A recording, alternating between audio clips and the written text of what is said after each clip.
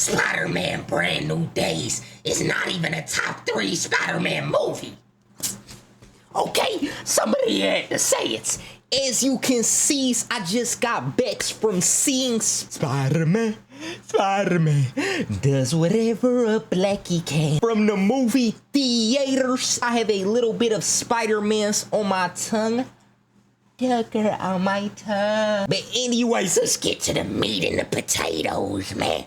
Spider-Man Brand New Days is too glazed right now. Everyone's saying Spider-Man's Brand New Days is the #1 Spider-Man movie.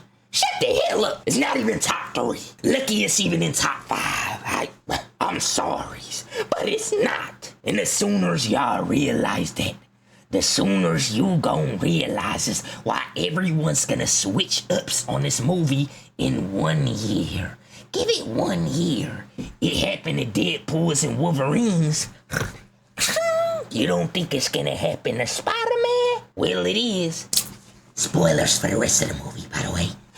You really wanna know why? I'll tell you why. I don't have jeans on, but that they are gray. Yeah, it's Jean Grey. Weak ass villain. I will say it right now, and it isn't even a hot take, sis. Jean Grey is the worst Spider-Man's villain out of every single Spider-Man movie to date. It's not a Spider-Man villain, bro. Leave the X-Men's out of Spider-Man, bro. I'm the Wolverine. I'm sorry, but that's literally like bringing Wolverines into the Deadpool's movie and saying he the villain of the movie.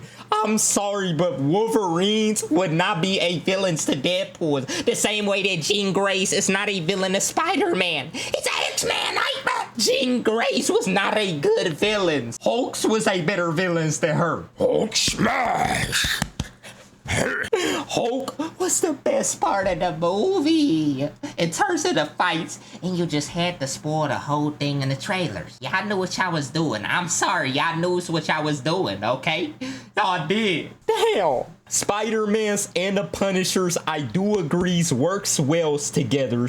That was the bestest parts of the movie, the best duos, man. I do think that it is the best acted Spider-Man's movie. The worlds of the New York is very good, you know? Like, it feels very alive. It feels very Spider-Man's, you know what I mean? But the fights, I'm sorry, but it's true. Weakest fights out of every Spider-Man movie. The final fights, man. Weakest final fight out of any Spider-Man movie. We can do this if you want to do this. Aight, Spider-Man 1.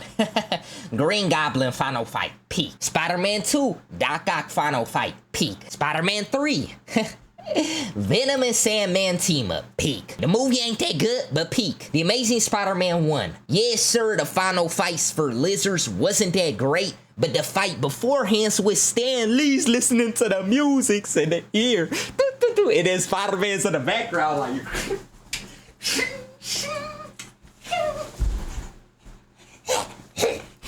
You know what I'm talking about. That was peak. I'm sorry, but this movie got the worst fights out of any Spider-Man movie, and I thought it had the best. I thought it was gonna have the best fights out of any Spider-Man's movie, but I'm sorry, they all forgettables. Every single one. I don't even remember them, and I just came back from the theaters. Let's keep going though, man. The Amazing Spider-Man 2s. The Electro final fights with Green Goblins, which was not a good Green Goblins. I know that. He had the lives of Gwen Stacy's in his hands, bro. Crazy final fights, bro. Those two together, crazy final fight. Even though the movies is ass cheeks. I don't like the Amazing Spider-Man 2s. It has some of the bestest fights of any Spider-Man movie. Spider-Man's Homecoming. Yes, the final fights with the Vulture is not that crazy, okay? But everything before that, the Shockers fight, pulling up the things that was, oh, please save me. Somebody save me. I'm Peter Parker, please. I need help. Like, that stuff was way peakers than the final fights. Even the finals moments of Brand New Day. Far From Homes, man. The drone fight at the ends against Mysteriosis, one of the peakest Spider-Man fights of all times. Even the fight with Night Monkeys, Night Monkeys against the lava things is a better fight than the final fights in Brand New Days. And then No Way Home, man, you can't even beat that, man. The final fight in No Way Homes is obviously 1,000 times better than the final fights in Brand New Day. But honestly, the Dr. Octopussy's fight in the beginning of No Way Homes is a better fight than any single fight in Brand New Day. Prove me wrong, Zillers. The stakes of him having to get the MIT's teachers off of the bridges, man, who she about to fall and he has to dodge all this issues, bro, and then put him on the walls, man. That stuff is peakers, bro. That is every single Spider-Man movies. I just named. All of them got better final fights or better fights in a movie than Brand New Days. The Hulk was the best fight in a movie, and it lasted like 1 minute. 1 minute is all you can give me? Bro, you damn near spoiled the whole fight in the trailers. There's no way, bro. You can't do me like that. And then the actual final fight, bro, don't even get me started on that issues, bro. The Red Ninjas, bro. It was a weak ass final fight, bro. Let's be honest with ourselves, bro. The fights was good, but they lasted less time than me, bro. It don't even make no sense. Like, they was good fights, but it was Spider-Man, let's go hit these guys up 10 seconds onto the next fight. That's how it felt, bro. I'm sorry, it wasn't that good. Marvel's movies needs to stop doing the thing where the villains turns into a good guy just by relating to the heroes. They did the same thing in Thunderbolts. I'm sorry, it worked in Thunderbolts. It does not work here. Jean Grey just shouldn't have been the villains, bro. Okay. You know what would have been better? Scorpions is the main villain. Tombstones is the main villain. Why y'all do them like that, huh? This stuff made me so bad, bro.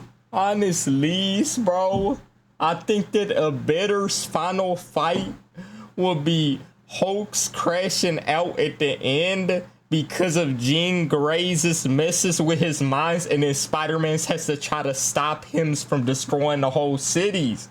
This whole ninja ish is bro. It's the worst final fight of all Spider-Man's movies. And that's saying a lot. Bro, a superheroes movie relies on the final fight. It's truths, okay? We all is there for the final fight. Like, the final fights will bring it all together. It's just for you to have that. So I don't see what everyone's talking about saying this is the best Spider-Man's movie. It is the best acted Spider-Man's movies. They are very good at actings, and I really do misses with the characters.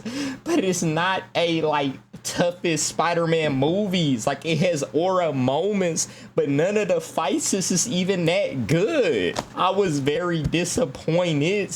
I still will rate the movies a solid 8 out of 10. I do think it's a 8 out of 10.